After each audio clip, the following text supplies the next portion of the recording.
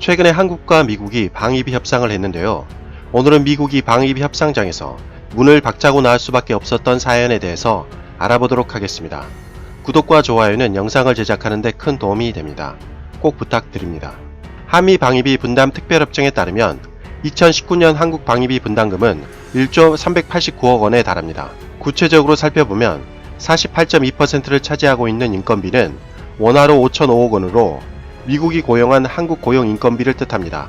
35.7%를 차지하고 있는 군사건설비는 원화로 3,701억 원으로 훈련장과 작전시설 등을 건설하는 지원비로 쓰입니다. 16.1%를 차지하고 있는 군수지원비는 원화로 1,674억으로 탄약과 같은 군수장비 물자 및 시설 유지비로 쓰입니다. 이번에 11차 한미 방위비 분담 특별협정이 열렸는데요. 미국은 트럼프 대통령을 필두로 한국에 50억 달러, 원화로 5조 9천억에 달하는 분담금을 받으려고 벼르고 있었습니다. 현재 1조에 비하면 무려 5배가 넘는 엄청난 증액입니다. 하지만 한국 협상팀도 준비를 단단히 했는지 만만치 않았던 것 같습니다. 한국은 미국과 방위비 협상장에서 한미 방위비 분담 특별협정 제7조를 제안했습니다. 제7조에 따르면 양국이 서면 합의로 12월 31일 만료 전에 협정을 연장할 수 있다를 근거로 방위비 동결을 주장했다는 것이죠. 한마디로 올해와 같은 1조 389억 원만 지급하겠다는 뜻입니다. 6조에 가까운 금액을 받을 생각에 기대를 하고 있었던 미국 협상팀에는 어안이 벙벙할 수밖에 없는 충격적인 제안이었습니다. 한국이 너무 강력하게 나오자 관련자에 따르면 미국 협상팀은 한국에 새로운 제안을 했다고 합니다. 미국도 50억 달러까지 방위비를 급격히 상승시킬 생각이 없으니 한국 측도 과거처럼 점진적으로 금액을 올리는 방법으로 협정을 맺자면서 한국 측이 미국에 얼마나 방위비를 지급할 수 있는지 구체적인 금액을 제시해달라고 요구했다는 것이죠. 그러면서 미국은 아까 제가 말씀드린 3가지 항목, 인건비, 군수건설비, 군수지원비를 제외한 다른 항목도 포함시키려 했습니다. 그래야 분담금이 대폭 상승할 수 있기 때문입니다.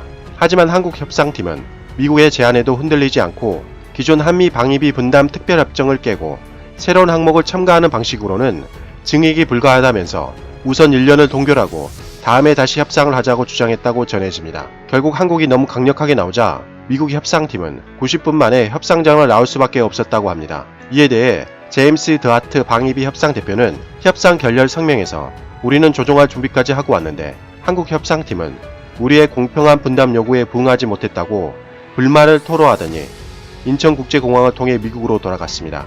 하지만 미국의 50억 달러 요구가 무리하다는 것을 알았는지 미국 언론이 한국을 옹호하고 나섰습니다. 워싱턴 포스트에 따르면 한국에 28,500명에 달하는 미군이 주둔하고 있는데 한미 양국의 66년 동맹은 심각한 어려움에 처했다며 오히려 한국을 두둔했습니다. 뉴욕타임즈에서는 트럼프 대통령의 상업적인 접근은 미국의 역할 그리고 미국의 안보와 번영에 매우 해롭다면서 사실상 미군을 용병 취급하는 것 같다. 한국은 이미 주한미군의 유지비에서 절반 이상 지불할 뿐만 아니라 한국은 무기 예산의 상당 부분을 미국으로부터 구입하고 있다는 것을 알아야 한다. 심지어 한국은 휴전 상태이기에 한미 합동훈련은 미국 내에서는 결코 경험할 수 없는 실제 훈련을 제공받을 수 있어서 한국과의 동맹 가치는 더욱 뛰어나다고 보도했습니다. 즉 미국 언론에 따르면 한국과의 군사동맹을 매우 중요하게 평가한 것이라고 볼 수 있습니다. 심지어 미국 일부 전문가들은 한국은 트럼프 대통령이 주장하는 것처럼 방위비에 무임승차하는 것이 아니라고 견해를 밝히고 있습니다. 트럼프 대통령은 유럽에 대해서 방위비를 GDP 대비 2%로 끌어올릴 것을 주문했지만 한국은 이미 2%를 훌쩍 넘었다는 것이죠. 우선 2018년 전세계 방위비를 살펴보면 한국은 10위 안에 랭크되어 있습니다. 1위는 당연히 미국으로 6,490억 달러, 원화로 763조에 해당하고 2위가 중국으로 2,500억 달러, 원화로 293조에 달합니다. 러시아는 6위로 614억 달러, 원화로 72조에 해당합니다. 9위가 일본으로 466억 달러, 원화로 54조 7천억입니다. 한국은 10위로 431억 달러, 원화로 50조 6천억에 해당합니다. 한국과 일본은 국방비 지출 면에서 거의 차이가 나지 않는 상황인 거죠. 다음 표를 보시면 아시겠지만 한국과 일본은 2019년 GDP 규모 기준으로 대략 3배 차이가 납니다.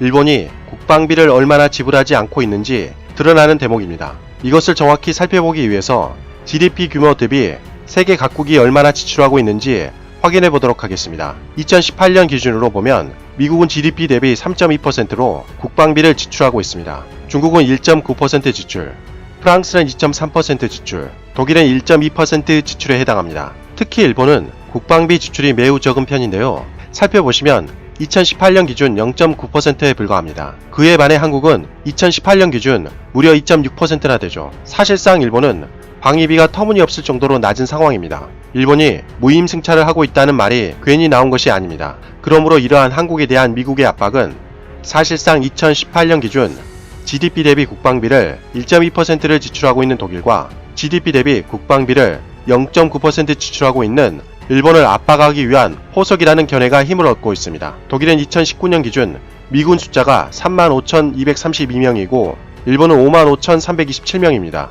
한국보다 훨씬 많은 상황인 것이죠. 그래서 트럼프 대통령이 일본에게 80억 달러 방위비 분담금을 미국에게 지불하라고 한 것이기도 하죠. 앞으로 한국과 미국 방위비 협상이 잘 마무리되었으면 좋겠습니다. 이상 가치왕 채널이었습니다. 지금까지 시청해주셔서 진심으로 고맙습니다. 항상 건강하시고 복 많이 받으세요.